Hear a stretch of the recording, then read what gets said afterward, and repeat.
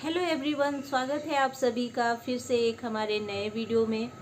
दोस्तों, आज की इस वीडियो में हम लोग बात करेंगे कि बच्चे को कैसे आप आसानी से घर पर ही पढ़ा सकते हैं और उसे बहुत ही इंटरेस्ट के साथ पढ़ाई में जो है उसकी रुचि को बढ़ा सकते हैं, जिससे आपका बच्चा बहुत ही इंटरेस्ट के साथ पढ़ाई में रुचि लेने लगेगा और आसानी से वो अपना जो लेसन है वो बहुत अच्छी तरह से याद करने लगेगा।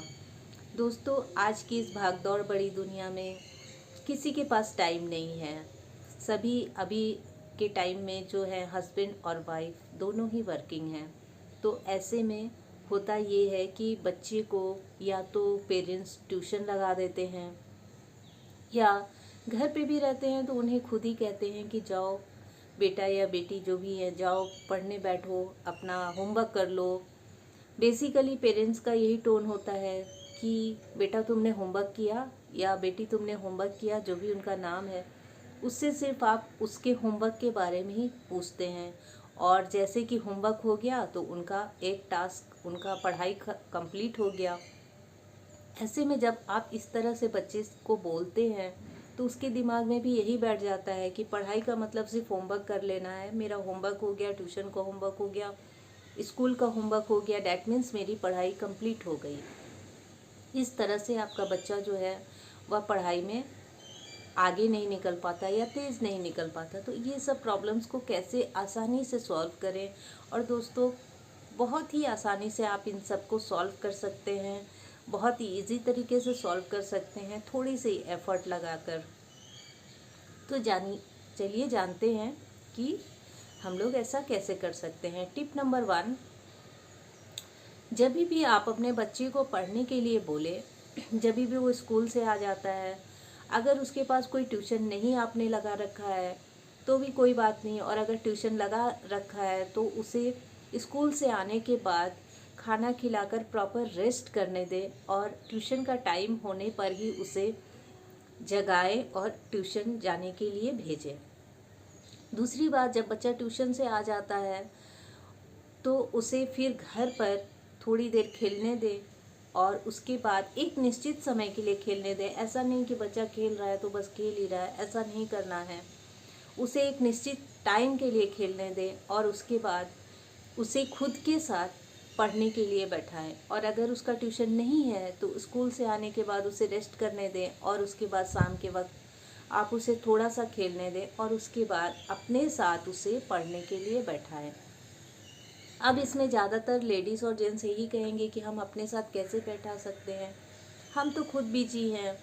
लेडीज़ कहेंगी कि हमारा किचन में खाना बनाने का काम रहता है, और जेंट्स तो हैं तो वर्किंग हैं, तो वो थक हार के घर आते हैं काम करने के बाद, फिर उसके बाद उन्हें सब्जी भाजी लाने मार्केट जाना रहता है या और भी बहुत सारे काम रहते हैं।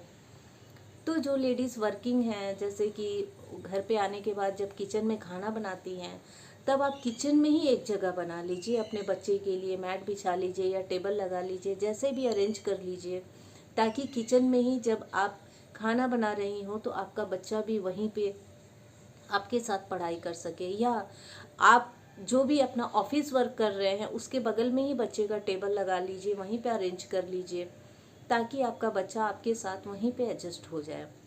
इसके बाद बच्चे को आपको जब वहाँ पे बैठाना है पढ़ाने के लिए अपने साथ, तो उसे प्रॉपर वैसे ही ड्रेसअप कीजिए जैसे कि आप स्कूल भेजते हैं या ट्यूशन भेजते हैं। स्कूल का तो एक ड्रेस होता है, तो आप ड्रेस पहनाकर अच्छी तरह से उसे भेजते हैं, लेकिन ट्यूशन में तो कोई ड्रेस नहीं होता है। उसी तरह घर पे भी कोई ड्रेस नहीं होता है, लेकिन घर पे अमूमन क्या होता है कि क्या करते हैं कि जो भी बच्चे ने कपड़ा पहन रखा है, ड्रेस पहन रखा है, उसे वैसे ही लेके बैठ जाते हैं, चलो अभी पढ़ने का टाइम हो गया, चलो पढ़ाई करो। ऐसा नहीं करना है, उसे प्रॉपर ड्रेसअप करें, उसे अच्छी तरह से ड्रेसअप करके बैठाए। ऐसे में क्या होगा कि बच्चे के अंदर कॉन्फिडेंस बिल्ड होगा और उसे बहुत अच्छा महसूस होगा। और उसके बाद इस तरह से ड्रेसअप करके उसे बच्चे को बैठाना है। पॉइंट नंबर 2, जब भी आप बच्चे को पढ़ाने के लिए अपने साथ बैठा लेते हैं, स्टार्टिंग में वो 2-4 दिन आपको परेशान कर सकता है, थोड़ा सा प्रॉब्लम क्रिएट कर सकता है, वो नहीं पढ़ने के लिए बोल सकता है।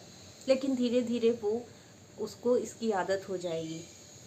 जब आपने उसे पढ़ाने के लिए अपने पास बैठा लिया, उसके बाद उसे डायरेक्ट पढ़ने के लिए नहीं कहना है कि चलो किताबें खोलो, लेसन याद करो, ये सब नहीं बोलना है। उससे पहले उसके स्कूल के बारे में बात करें, उसके फ्रेंड्स के बारे में बात करें। स्कूल में आज टीचर ने क्या पढ़ाया, क्या बोला, तुम्हारे फ्रेंड्स ने क्या बोला। 5-10 मिनट तक, 15 मिनट तक उसे उसकी मन की बातें जो हैं, जो वो स्कूल में करता है, क्योंकि बच्चे अधिकतर टाइम जो है अपना डेली टाइम कहाँ बिताते हैं, स्कूल में बिताते हैं।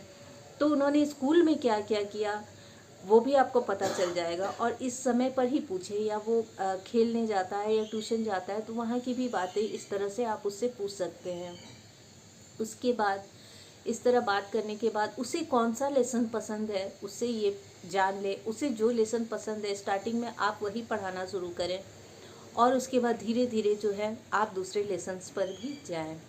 टिप नंबर 3, आपके बच्चे के अंदर कौन सा लेसन उसे सबसे हार्ड लगता है ये जान के रख लें, और उस लेसन को याद करवाते वक्त बच्चे से आप उसे पूरा जो भी लेसन है उसकी वोकैबुलरी पहले उसे दें, ताकि वो उसके हार्ड वर्ड्स को याद कर ले। सबसे पहले आप किसी भी लेसन का हार्ड वर्ड उसे याद करवा देंगे, चाहे वो हिंदी हो चाहे वो इंग्लिश हो, तो उससे क्या होगा कि जब वो उसका क्वेश्चन आंसर याद करेगा या फिल इन दी ब्लैंक्स याद करेगा या कुछ जो भी उसके लेसन में क्वेश्चन आंसर है वो उसे तुरंत याद कर लेगा।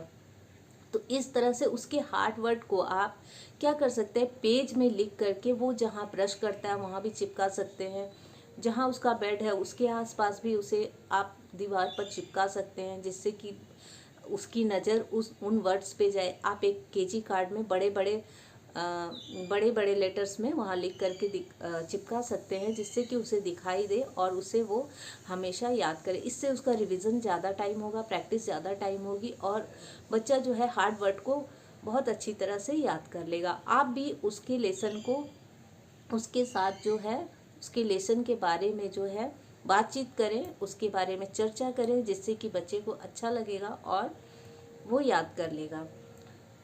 आप जब अपने किचन में बच्चे को लेकर बैठ रहे हैं या अपने वर्किंग टेबल के अगल बगल लेकर बैठ रहे हैं, तो बच्चे को ये भी बताएं कि देखो तुम ये काम कर रहे हो, मैं भी ये काम कर रही हूँ या कर रहा हूँ। मम्मी है तो उसे बताएं कि देखो अभी मैं ये रोटी बनाने जा रही हूँ या मैं ये काम करने जा रही हूँ और तुम भी काम कर रहे हो, हम दोनों ही काम कर रहे हैं। इस तरह से उनके अंदर कॉन्फिडेंस बिल्ड होगा और वो भी अपना काम बहुत अच्छे से कर पाएंगे।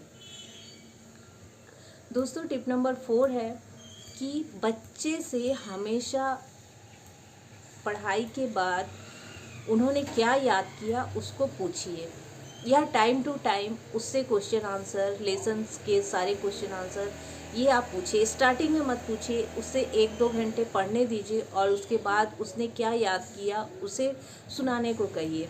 इससे उनके अंदर कॉन्फिडेंस बिल्ड होगा और वो बहुत खुशी खुशी आपको सुनाएंगे और बताएंगे कि हाँ मुझे ये याद हो गया है।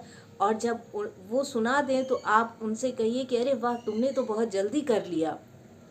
इस तरह से उनको जो है उनके अंदर कॉन्फिडेंस बिल्ड करने की कोशिश कीजिए, इससे वो बहुत खुशी खुशी पढ़ेंगे। टिप नंबर 5, अगर उनके सेम क्लास के या अलग क्लास के भी कोई फ्रेंड्स अगल बगल में रहते हों या कोई भाई बहन हो तो उनको साथ में लेकर पढ़ने बैठाएं। बहुत से पेरेंट्स को ऐसा लगता है कि बच्चा अकेले पढ़ेगा तो ज़्यादा अच्छी तरह से पढ़ेगा, 2-4 लोगों के बीच, 2-4 बच्चों के बीच पढ़ेगा तो वो अच्छी तरह से नहीं पढ़ेगा, लेकिन ये गलत है। मैं ऐसा मानती हूँ, क्योंकि बच्चा जब 2-4 अपने फ्रेंड्स के बीच पढ़ता है तो वो और ज़्यादा अच्छी तरह से पढ़ता है, और जो उसके फ्रेंड्स हैं उन्हें ही याद करके सुनाने के लिए बोले। जो भी लेसन वो याद कर रहा है, जो भी क्वेश्चन आंसर वो याद कर रहा है, बच्चे को कहें कि अपने फ्रेंड्स को सुनाओ वो, और उसका पार्ट भी उससे सुनने को कहें। अगर वो सेम क्लास के हैं तो और अच्छी बात है, वो और अच्छी तरह से पढ़ेंगे। तो उसे सुनाने के लिए कहें कि तुमने जो याद किया है उसे सुनाओ।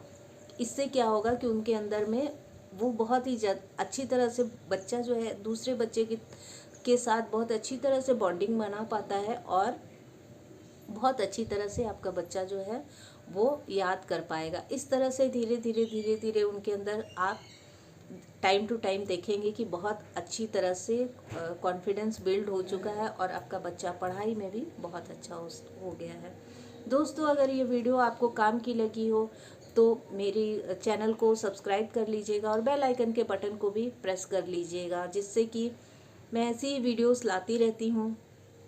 तो ऐसी वीडियोस देखने के लिए आप मेरे चैनल को सब्सक्राइब कर लीजिएगा। और दोस्तों, अपने कमेंट ज़रूर बताइएगा कि इस टॉपिक पे क्या आपकी भी कोई राय है, या ये वीडियो आपके लिए कितनी वैल्यूएबल लगी।